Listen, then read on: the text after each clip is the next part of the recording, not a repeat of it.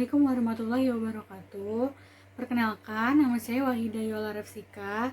Di sini saya akan melakukan sedikit presentasi tentang layanan konsultasi dalam bimbingan konseling. Nah, sebelumnya pasti udah sering banget kan dengar kata konsultasi. Nah, apa sih konsultasi itu? Jadi, konsultasi adalah proses pemberian bantuan kepada klien atau konseli, tetapi melalui pihak ketiga. Melalui pihak ketiga maksudnya gimana? Nah, jadi di dalam layanan konsultasi terdapat 3 komponen, yaitu konsultan atau konselor, konsulti, dan klien itu tersendiri atau pihak ketiga, klien atau pihak ketiga. Nah, jadi prosesnya layanan konsultasi itu si klien atau pihak ketiga menceritakan ceritanya kepada konsulti. Nah, dari situ baru deh konsulti menyampaikan kepada konsultan.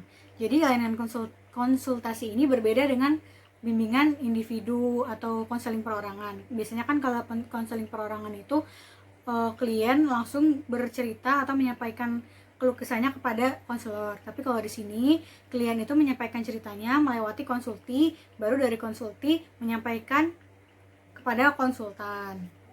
Nah, jadi yang dinamakan konsultasi adalah proses pemberian bantuan kepada klien atau konseli, tetapi melalui pihak ketiga.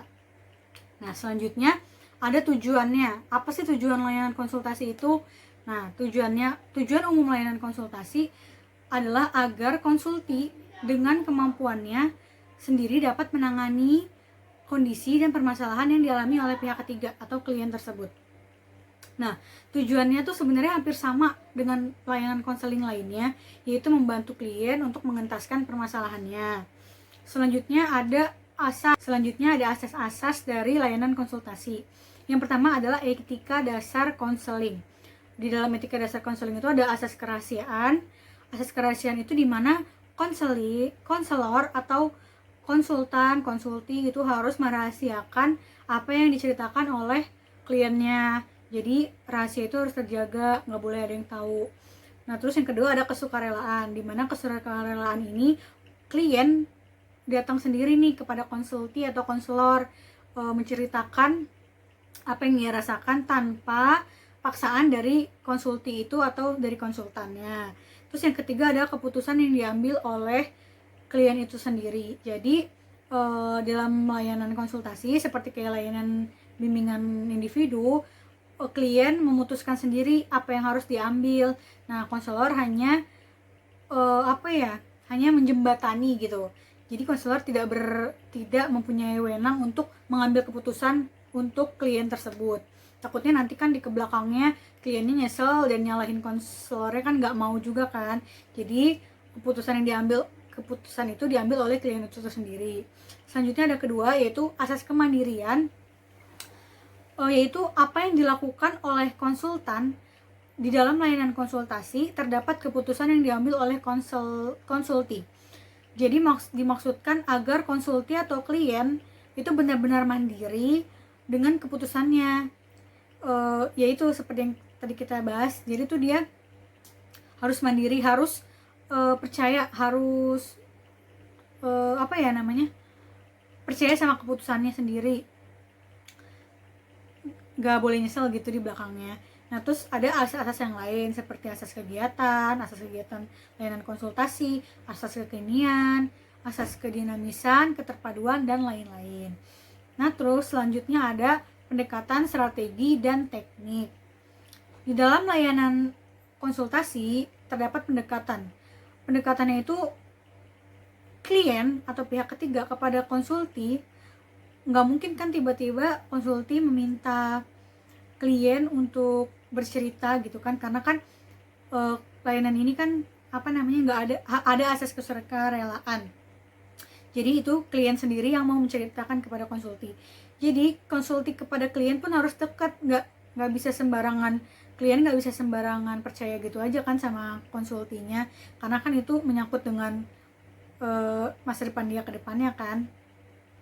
Nah, dalam layanan konsultasi terdapat 2 proses. Yang pertama itu proses konsultasi dengan konsultan dengan konsulti, yaitu konsultasi antara konsultan dengan konsulti tentang permasalahan pihak ketiga, atau klien. Yang kedua ada proses penanganan.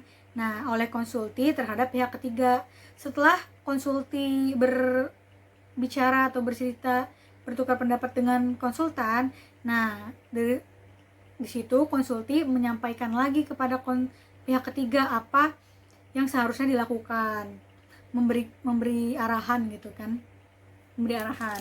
Nah, terus selanjutnya ada teknik. Nah, teknik ini ada teknik umum sama teknik khusus. Teknik umum itu hampir sama seperti layanan konseling lainnya, yaitu sejumlah tindakan yang dilakukan konsultan. Teknik-teknik ini dimulai dari menerima klien, mengatur posisi duduk, mengadakan penstrukturan, mengadakan analisis dan diskusi, dan hingga mengadakan penilaian dan laporan. Dan kedua ada teknik khusus. Nah, teknik ini dimaksudkan untuk mengubah tingkah laku klien, khususnya berkenaan dengan masalah yang dialaminya. Jadi karena dia udah bercerita kepada konsulti dan konsulti sudah bercerita kembali kepada konsultan, nah teknik ini diminta untuk klien atau pihak ketiga agar dapat mengubah tingkah lakunya menjadi lebih baik lagi, agar dia tidak agar masalahnya selesai gitu ya. Jadi teknik khusus ini dimaksudkan untuk mengubah tingkah laku klien, khususnya berkenaan dengan masalahnya yang dialami. Terus ada penguasaan teknik oleh konsulti. Nah, di sini sebagai konsulti itu nggak asal doang, maksudnya nggak semua orang bisa menjadi konsulti. Konsulti ini harus mempunyai keterampilan. Kalau misalkan konsultinya cuma asal-asal, pasti kan konselor nggak percaya ya kan. Jadi konsulti harus mempunyai keterampilan sebelumnya. Terus yang kelima ada strategi BMB3. Yang keenam ada waktu dan tempat. Waktu dan tempat ini biasanya dilakukan saat dipilih saat melakukan layanan konsultasi, jam berapa, di mana. Yang jelas tempatnya itu harus tempat yang kondusif agar ceritanya terjaga karena bersangkutan dengan asas kerahasiaan tadi. Terus ada keterkaitan. Keterkaitan ini ada keterkaitan dengan jenis layanan. Pelaksanaan konsultasi dapat berlangsung 1 kali atau lebih. Nah, di antara 2 atau lebih pelaksanaan konsultasi dapat dilaksanakan kegiatan pendukung. Nah, kegiatan pendukung itu apa aja? Kegiatan pendukung itu ada 6, yaitu aplikasi instrumentasi, himpunan data, konferensi kasus, tampilan kepustakaan, home visit, dan alih tangan kasus. Nah, jadi kalau misalkan di dalam layanan konsultasi ini dibutuhkan kegiatan pendukung, nah disamain deh tuh, maksudnya dipilih yang mana, kegiatan pendukung mana yang bisa menunjang kegiatan layanan konsultasi tersebut. Selanjutnya ada operasionalisasi layanan konsultasi. Yang pertama adalah perencanaan pengorganisasian, yaitu perencanaan melakukan layanan konsultasi. Kedua ada pelaksanaan layanan konsultasi. Ketiga ada penilaian. Setelah melakukan layanan konsultasi, sama seperti layanan lainnya, pasti memerlukan penilaian. Ada penilaian jangka pendek, penilaian jangka panjang, dan penilaian segera. Terus selanjutnya ada tindak lanjut dan laporan. Setelah melakukan penilaian, jika dibutuhkan tindak lanjut, maka klien atau pihak ketiga pasti akan ditanyakan oleh konsulti dan konsultan gimana perkembangannya, apakah ada perubahan setelah melakukan konsultasi sebelumnya, dan konsulti pun membuat laporan setelah selesai melakukan kegiatan konsultasi tersebut. Nah, jadi mungkin sekian dulu presentasi dari saya, kurang lebihnya mohon maaf kalau ada salah-salah kata dan salah-salah pengucapan. Wassalamualaikum warahmatullahi wabarakatuh.